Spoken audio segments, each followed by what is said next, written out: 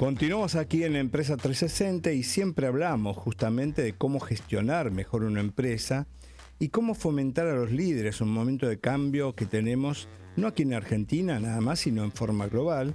Y para eso hemos convocado y tenemos el placer de tener justamente en contacto al ingeniero Ricardo Baker, consultor y capacitador en gestión organizacional. Hola Ricardo, ¿cómo estás? Hola, ¿qué tal? Muy bien, por suerte. Bueno, Un gracias por gusto tu estar tiempo. acá. Un placer enorme también para nosotros. Y bueno, la pregunta que nos hacemos siempre, los que tenemos así gestión en las empresas, es ¿qué hace falta para conducir con éxito una organización? ¿Qué tenemos que tener en cuenta?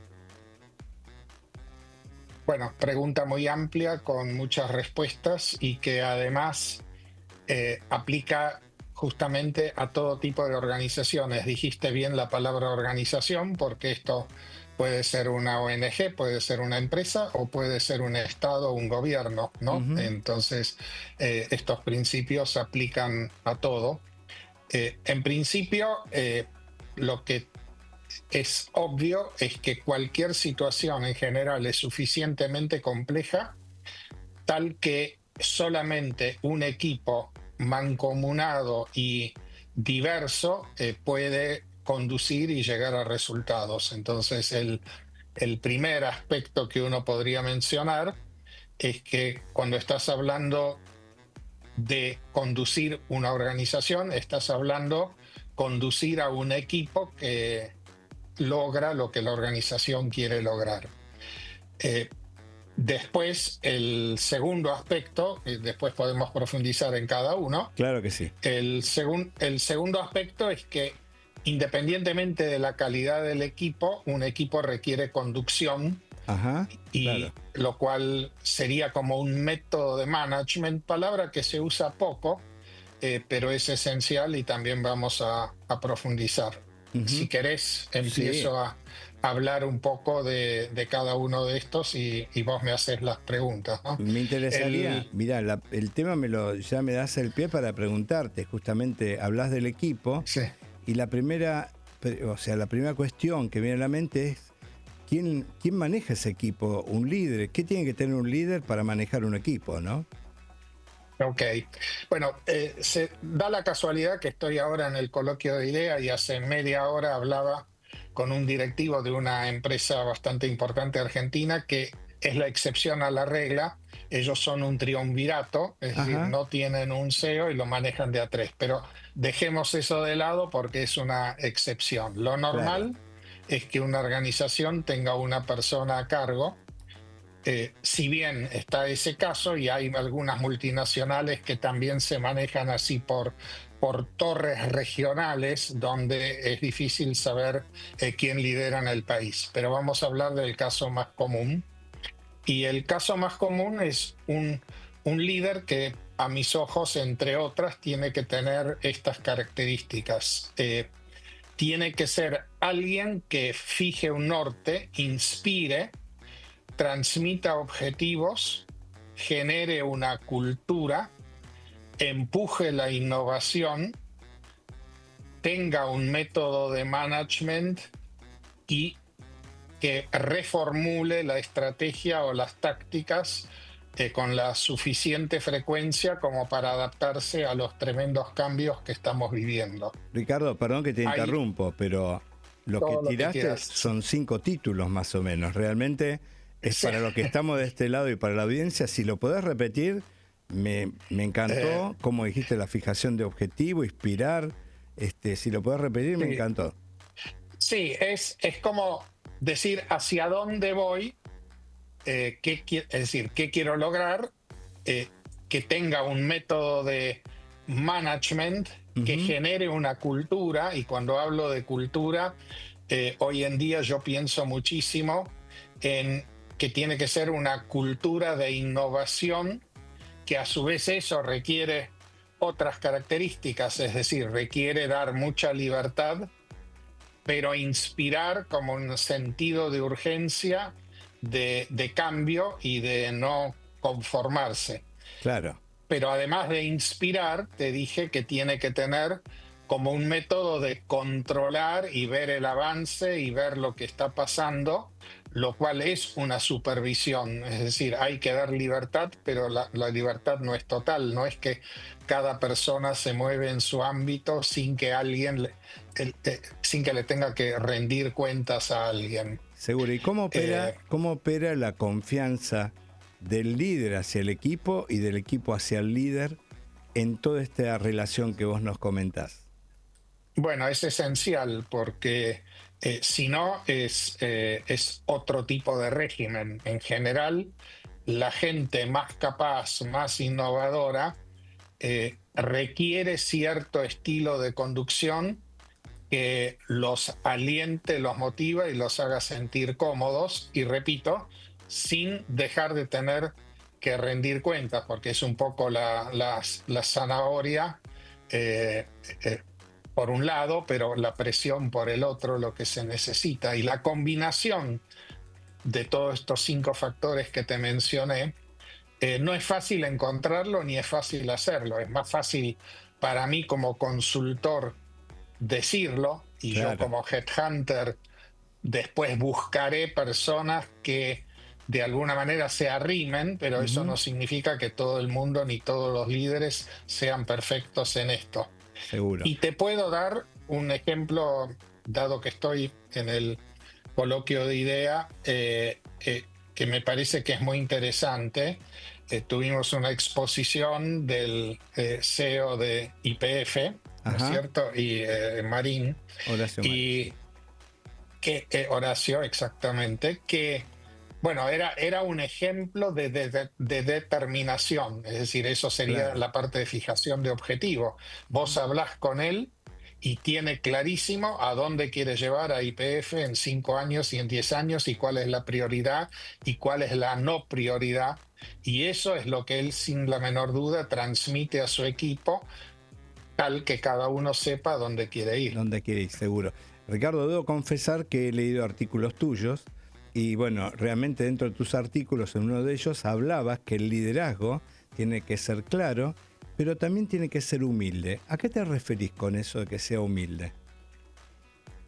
Bueno, eso es un cambio que hubo en los últimos años, eh, no muy, no muy reciente, es decir, ya probablemente hace 10 años eso está claro, pero hay como dos tipos de líderes: el que es un poco pagado de sí mismo, que es consciente de que es el líder y que cree que tiene que asumir un rol quizás menos democrático, Ujú. y está el líder humilde, que hay un estudio, un libro, el From Good to Great, que fue un estudio muy interesante que ya se hizo hace unos 20 años, donde se investigó cuáles eran las empresas que perduraban en el tiempo en su éxito, Claro. porque el éxito no es justamente dar vuelta en el corto plazo, sino es crear una organización que se sostenga exitosamente. Ujú. Y ahí surgió ese tema de la humildad con mucha claridad, quizás por oposición al típico líder americano, que en general es el John Wayne, el que está Sí, más más con el rígido. látigo. eh, y la conclusión a la que llegó es que estos líderes, por ejemplo, ejemplos de humildad, su forma de vivir personal ya es razonable, no es ostentosa, se atribuyen las culpas, pero le atribuyen los éxitos a su equipo. Ale- eh, y entonces ahí está, por ejemplo, la humildad. No es el centro del universo, es un coordinador de gente, un inspirador, como dijimos antes. Claro. Aquí estamos hablando justamente de tener equipos idóneos, por ejemplo, alineados detrás de un propósito común. Y dado tu experiencia, tu amplia experiencia en distintos tipos de empresas, ¿qué fácil o qué difícil es, qué tan difícil es hoy armar un equipo idóneo en las distintas especialidades que se tenga? Sí, nunca es fácil, pero en la Argentina siempre tenemos la suerte de tener eh, bastante buena gente, y Ajá. algunas de estas características que estoy mencionando son bastante inherentes a muchos de los líderes argentinos, ¿no? Es decir, es una habilidad y todo el mundo dice los argentinos son exitosos en todo el mundo y tengo millones de ejemplos de eso. Eh, eh, el argentino de por sí es muy orientado a ser serio, es decir, hay como líderes que están más en la franela organizacional, en la franela corporativa y Claro, hacen más managing up, es decir, complacer a sus jefes por sobre todo. El típico líder argentino es muy consciente de lo que tiene que lograr y trabaja seriamente y a veces descuida la política. mm, Y por otro lado, es gente capaz y por otro lado sabemos que por los vaivenes de nuestro país, cualquier persona que progresa en una organización ya estuvo expuesto a muchas cosas y es flexible. Y así que tenemos esas virtudes a veces por las cosas malas que nos pasan, a veces por la idiosincrasia. Entonces, yendo a tu pregunta, obviamente mucha gente le faltan cosas, pero no tenemos dificultades en encontrar lo que buscamos. bien, La mayor dificultad quizás que yo creo que tiene el mercado es que no sabe definir bien lo que busca. Es decir, se requiere la experiencia claro. de, en management para tener todo esto claro en la cabeza y después cuando uno está frente a candidatos como proveedor de servicios, darse cuenta si son o no son lo que se busca. Sí, entiendo. Hay empresas que fallan en el liderazgo porque no pueden escribirte los 10 renglones de lo que necesitan. Por ahí lo intuyen, pero no lo saben explicitar y si uno no sabe lo que busca, difícilmente lo encuentre. Clarísimo, clarísimo. Ricardo, déjame decirle a la audiencia, estamos hablando de Ricardo Becker, consultor y capacitador de gestión de organizaciones. Y desde el punto de vista de todos estos cambios tecnológicos que estamos teniendo, ¿qué tal relevancia toma la inversión tecnológica en una organización y cuál es la importancia de que esté bien manejada aparte de la inversión? Te diría que desde el punto de vista de inversión, era mucho más fuerte la inversión hace 30 años cuando surgían los mainframes y las grandes Claro. computadoras. Ahí tenías una inversión tecnológica muy fuerte y además con eso recién empezaba la historia. Es la primera parte de mi vida. Yo hice la primera parte de mi vida profesional en lo que hoy es Accenture, Andersen Consulting en ese Ujú. momento. Y justamente lo que hacíamos era implementación de sistemas y era difícil que las empresas aceptaran que van a tener que hacer la inversión en tecnología bastante cara, pero que ahí era recién el comienzo y después tenían que invertir mucho en hacer todos los sistemas. Claro. Hoy en día eso después fue bajando porque de las megacomputadoras se pasó a computadoras cada vez más chicas o después en la nube. Entonces, y hoy en día obviamente todo el mundo habla de inteligencia artificial. Y cuando hablas de inteligencia artificial, la inversión tecnológica es menos importante. Creo que hoy en día el tema con la inteligencia artificial es que la adopte la mayor cantidad posible de gente en una organización. Claro. Y eso tiene dos aspectos. El aspecto de ayuda en la productividad personal, que no hay que descuidarla, es decir, cualquier persona que usa ChatGPT o las herramientas de ese tipo ve aumentar su productividad por lo menos en un 20%, Ujú. que por ahora se beneficia el empleado, digamos, que lo usa, Claro. pero el gran uso de la inteligencia artificial es en mejorar los procesos y sistemas operativos, sea de atención al cliente como los operativos de operaciones, sea de producción o eh, extracción de petróleo, administración de los hospitales, etcétera. Ujú. Esos es todavía un poco más costoso porque requiere eh, dedicarse, pero el esfuerzo grande es diseminar eso dentro de una organización, Claro, ¿no? No seguro, es seguro. la inversión en fierros. Bien, bien.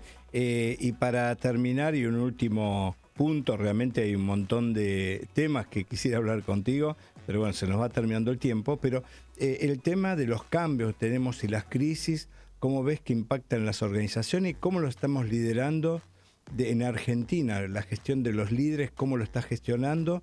Más que estuviste justamente en esta semana en el Colegio IDEA, ¿cuál fue tu impresión? Bueno, la Argentina típicamente vive en crisis, entonces eso no es ninguna novedad. Creo que al contrario, el defecto es que nos sentimos cómodos en la crisis y nos sentimos Es verdad. incómodos en la mejora permanente, continua, constante, para ir refinando los resultados de una empresa. Y comentaba casualmente con algunas personas durante el coloquio eh, que en muchas de este tipo de reuniones, cuando se habla de la coyuntura, está todo el mundo muy atento Ujú. y concurre. Pero si llegara a hablar alguien que se pone a hablar de cómo se mejora el management, cómo se mejoran los procesos de gestión, cómo se mejora un proceso de producción, la mayoría se levantaría y se iría. Es como que el span of attention, la capacidad de escuchar esas cosas, no la tienen y se aburren. Entonces el desafío no está en las crisis en la Argentina porque eso lo manejamos bien.